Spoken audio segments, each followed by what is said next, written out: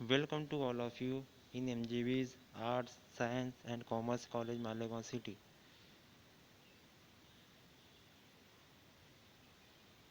Today, our lecture is in class SYBSC, subject Environmental Geography, paper first, semester first.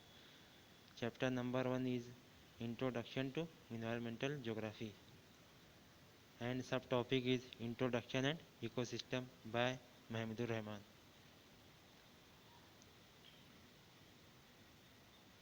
जैसा कि इससे पहले lecture में हमने देखा था कि इन्वायरमेंट ज्योग्राफी का डेफिनेशन और इन्वायरमेंट के बारे में भी देखा था हमने, और इन्वायरमेंट की डेफिनेशन और उसके इंट्रोडक्शन के बारे में देखा था, और उसके कंपोनेंट्स के बारे में भी देखा था, लेकिन उतनी डिटेल में नहीं देखा था। आज हम इस लेक्चर में कंपोनेंट्स के बारे में थोड़ा डिटेल में जाएंगे। तो इन्वायरमेंट के कंपोनेंट्स क्या क्या है? इन्वायरमेंट के 4 कंपोनेंट्स हैं। There are 4 components of environment. First is lithosphere, second is hydrosphere, third is atmosphere and fourth is biosphere. सबसे पहले हम लिथोस्फीयर के बारे में देखेंगे कि लिथोस्फीयर क्या है। Lithosphere is the outer most layer of the earth crust which is made up of different mineral. जैसे कि हमने FIBSC के फर्स्ट सेमिस्टर में पढ़ा था, लिथोस्फीयर हम ये टॉपिक पढ़ चुके हैं। क्या क्रस्ट के बारे में हमने उसमें पढ़ा था कि क्रस्ट क्या है। क्रस्ट मीन्स जो अर्थ का ऊपरी हिस्सा जो होता है अंदर 100 किलोमीटर की गहराई तक, उसे हम क्रस्ट कहते हैं, या उसे हम लिथोस्फीयर भी कह सकते हैं। यानी ज़मीन का ऊपरी हिस्से को हम लिथोस्फीयर कहते हैं, या ज़मीन के पथरीले जो ऊपर का पत्थर का हिस्सा होता है उसे हम लिथोस्फीयर कहते हैं। Its depth can reach up to 100 kilometre and is found on the both land and ocean. और इसकी डेप्थ कहाँ तक होती है, इसकी गहराई कहाँ तक होती है? 100 किलोमीटर तक होती है। यानी ऊपरी हिस्से से लेकर अंदर 100 किलोमीटर तक अर्थ की चौड़ाई या उसकी डेप्थ होती है। चाहे वो ओशनिक क्रस्ट हो, या हम समुंदर में भी जाएंगे तो वहाँ से भी उसको भी ओशनिक क्रस्ट कहते हैं, उसकी भी डेप्थ उतनी होती है। और टेरेस्ट्रियल क्रस्ट मीन्स बाहर का, यानी समुंदर के छोड़ो जो लैंड सरफेस है उस पर भी अर्थ क्रस्ट पाया जाता है, उसकी भी डेप्थ 100 किलोमीटर होती है। दूसरा है हाइड्रोस्फीयर। अब हाइड्रोस्फीयर का दूसरा कंपोनेंट है इन्वायरमेंट का, हाइड्रोस्फीयर, हम उसे देखेंगे। Hydrosphere comprises of all form of water bodies on the earth including ocean, seas, rivers, lakes, ponds, stream, etc. यानी जो ज़मीन का वाटरी पार्ट है या वाटर बॉडी वाला हिस्सा है, जिसमें ओशन भी आता है, रिवर भी आता है, सीज भी आता है, लेक्स भी आता है, पॉन्ड्स भी आता है, स्ट्रीम वगैरह भी आते हैं। तो ये जितना भी वाटर का पार्ट है या पानी का हिस्सा है उसे हम हाइड्रोस्फीयर कहते हैं। It cover 70% of earth surface. जैसा कि हम जानते हैं कि अर्थ का 70% पार्ट जो है पानी से या वाटर से घिरा हुआ है। And 97.5% of water found on the earth is ocean. और जो उसमें जो 100% में से जो 97% उसका हिस्सा है वो ओशन फॉर्म में या सीज फॉर्म में है। यानी ज़मीन का जो पानी का हिस्सा है 97% ओशन और सीज कवर करते हैं।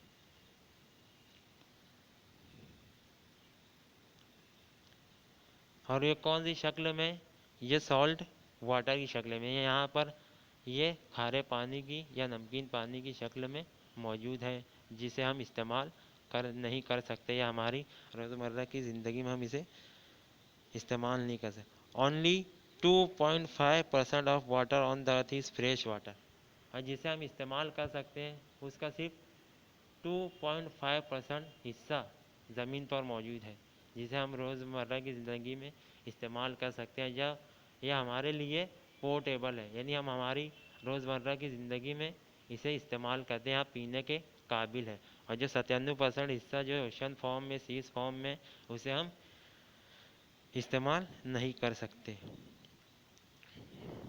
Out of this 30.8% is available as ground water and 68% 68.99% is frozen form. और जो इसमें से 30% है वो अंडरग्राउंड वाटर मौजूद है। मतलब जो 100% है, जो 100% है उसका 30% अंडरग्राउंड मीन्स ज़मीन के अंदर पाया जाता है। And 68 is frozen form. और 68% किस में है? फ्रोजन फॉर्म में, मतलब बर्फ़ की शक्ल में, आइस की शक्ल में मौजूद है। जैसे ऊपर के हिस्से में ग्रीनलैंड हो गया, नीचे हिस्से में अंटार्कटिका हो गया, और जितने भी बर्फीले इलाके हैं उस सब को मिला से उन सब को मिला कर 68% बनता है जो फ्रोज़न फॉर्म में मौजूद है। Amount of 0.3% is available in river, reservoir and lakes and is easily accessible to man। और जो 0.3% हमें वाटर अवेलेबल है वो रिवर्स की फॉर्म में, रिजर्वायर की फॉर्म में और लेक्स की फॉर्म में है, जिसे हम इजीली अवेलेबल कर सकते हैं, या हम इसे पोर्टेबल बना सकते हैं। इजीली हम इसे पोर्टेबल बना सकते हैं। थर्ड कंपोनेंट है एटमॉस्फेयर। इसके बारे में भी हमने FY BSc में फर्स्ट सेमिस्टर में पढ़ चुका है एटमॉस्फेयर। अब एटमॉस्फेयर क्या है हम इसे दोबारा देखेंगे थोड़ा डिटेल में। Atmosphere is a gaseous layer enveloping the earth. यानी ये क्या है? गैसेस का गिलाफ है या गैसेस का इन्वेलप है, उसे हम एटमॉस्फेयर कहते हैं। जो हमारे इर्द गिर्द अर्थ के आसपास अराउंड में जो गैसेस मौजूद हैं उसे हम एटमॉस्फेयर कहते हैं। The atmosphere with oxygen in abundance in unique to earth and sustain life. और जो इन्हीं गैसेस में जो हमारा एटमॉस्फेयर मुख्तलिफ गैसों से मिलकर बना है, या इसे हम कॉम्बिनेशन ऑफ डिफरेंट गैसेस भी कह सकते हैं। इसमें एक गैस है जिसका नाम ऑक्सीजन है, वो हमारी लाइफ को सस्टेन करती है। यानी इसी गैस की वजह से हम अर्थ पर सरवाइव कर सकते हैं। अगर ऑक्सीजन नहीं रही तो हम इजीली अर्थ पर सरवाइव नहीं कर सकते। तो ये जो ऑक्सीजन गैस है वो हमारी सर्वाइवल के लिए बहुत ज़रूरी है। It mainly comprises 78.08% nitrogen. और इन्हीं गैसेस में जो एक दूसरी गैस है नाइट्रोजन, एटमॉस्फेयर में इसका सबसे ज़्यादा परसेंट पाया जाता है, 78% मौजूद है नाइट्रोजन का। And 20.95% is oxygen. और जो हमारे लाइफ को सस्टेन करती है जो गैस ऑक्सीजन है, उसका परसेंट 20% है। यानी 20% ऑक्सीजन का तनासुब एटमॉस्फेयर में मौजूद है। And 0.93% is अर्गॉन। 0.93% अर्गॉन मौजूद है। 0.038% carbon dioxide and traces of the hydrogen, helium and noble gases. और इसके अलावा जो गैसेस फ्रैक्शन में पाई जाती हैं या ऊपरी अर्थ के ऊपरी हिस्से में पाई जाती है वो लाइट होती है, इसीलिए अर्थ के ऊपरी हिस्से में पाई जाती है। जैसे हाइड्रोजन, हीलियम, इसे हम नोबल गैसेस भी कहते हैं। Hydrogen, helium, argon, neon, xenon, ये सब नोबल गैसेस कहलाती हैं। और ये लाइट होती हैं इसीलिए अर्थ के ऊपरी हिस्से में पाई जाती हैं। The amount of water vapour present in variable. और एटमॉस्फेयर में वाटर वेपर का भी तनासुब मौजूद है, यानी आबी बुखारात।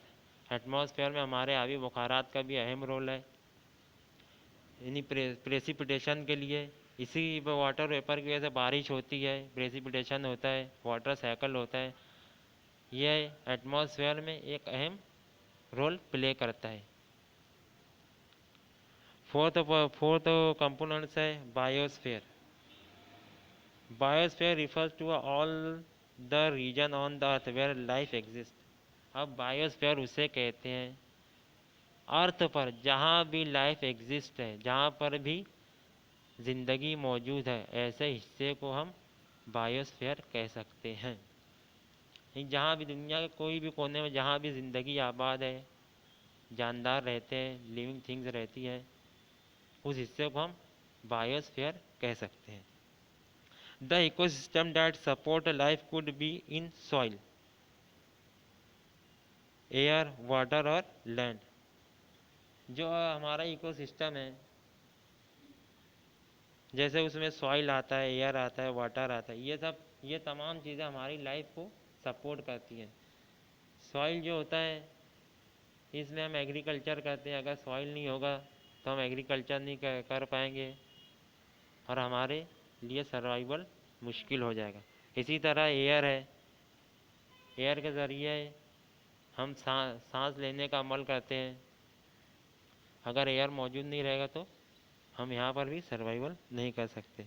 वाटर, वाटर और लैंड, वाटर भी हमारी हमारी सर्वाइवल के लिए बहुत ज़रूरी है, आपको पता है। एंड लैंड, लैंड पर हम रहते हैं, ये भी हमारी बायोस्फीयर में आता है। The term biosphere was coined bye geologist Edward Suez. जो बायोस्फीयर टर्मिनोलॉजी जो दी गई है वो एक जियोलॉजिस्ट ने दी है, जिसका नाम एडवर्ड स्वेज है। एडवर्ड स्वेज नाम का एक जियोलॉजिस्ट था, उसने बायोस्फीयर टर्मिनोलॉजी को इंट्रोड्यूस करवाया था। Who used this term for the place on the earth where life can be found. और ये किस लिए यूज़ किया था? ऐसी जगह जहाँ पर लाइफ एग्जिस्ट और लाइफ पाई जाती है या ज़िंदगी पाई जाती है, उसके लिए ये वर्ड को एडवर्ड स्वेज ने यूज़ किया था। जहाँ कहीं भी हमारी लाइफ मौजूद है, इंसानी ज़िंदगी मौजूद है, ऐसे हिस्से को बायोस्फीयर कहते हैं। और इसी मुनासबत से, इसी सिमिलरिटीज़ को देखते हुए जियोलॉजिस्ट जो एडवर्ड स्वेज है, उसने एक पर्टिकुलर उसको टर्मिनोलॉजी दी, बायोस्फीयर। ओके, आज हमारा लेक्चर यहीं पर फिनिश होता है। नेक्स्ट लेक्चर में हम आगे का टॉपिक देखेंगे। Thank you.